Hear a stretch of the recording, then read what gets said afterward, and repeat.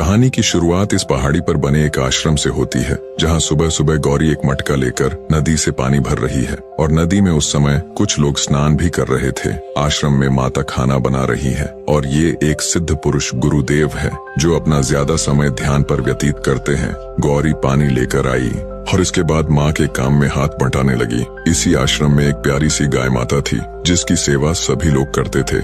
आसपास के गांव के लोग इस गाय को देखने आया करते थे। लोग इसे प्यार से कामधेनु कहते थे। यहाँ गुरुदेव अपने समाधि से उठे। गौरी एक रोटी और गुड़ लेकर आई और गुरुदेव को दिया। गुरुदेव ने जाकर वह रोटी और गुड़ गाय माता को खिलाया और वहाँ हाथ जोड़कर खड़े हो गए और बोले, माता अपनी क्षत्र छाया हमेशा बनाए रखना। गुरुदेव वह गाय को कभी बांधते नहीं थे। वह गाय आश्रम के खुले वातावरण में आराम से घूमा करती थी। इधर गुरुदेव ने भोजन ग्रहण किया और इसके बाद गांव की सैर पर निकल पड़े। वह आसपास के गांव में लोगों को उपदेश देने जाया करते थे। लोग गुरुदेव का बहुत सम्मान करते थे। तभी रास्ते के एक गांव में गुरुदेव लोगों से बात करने बैठ गए। इस छोटे से गांव का नाम चंपारण था। ये गांव गुरुदेव के रास्ते पर पड़ता था, तो लोग गुरुदेव को अच्छे से जानते थे।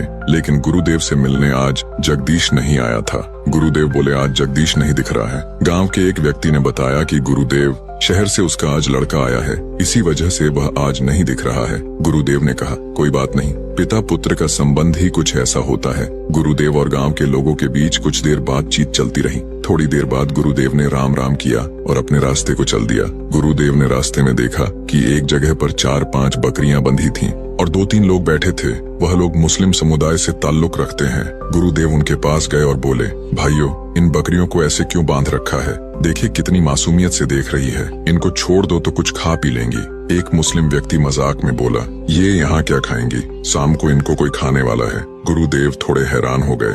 फिर बोले कि इनको कौन खाने वाला है? एक बोला, हम लोग और हमारे भाईजान सभी खाएंगे। पंडित जी, अगले दिन बकरीद है ना, इसलिए।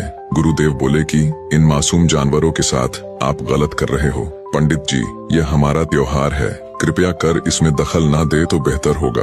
आप अपना प्रस्थान रखिए। गुरुदेव ने निराशा भरी निगाहों से उन बकरियों को देखा।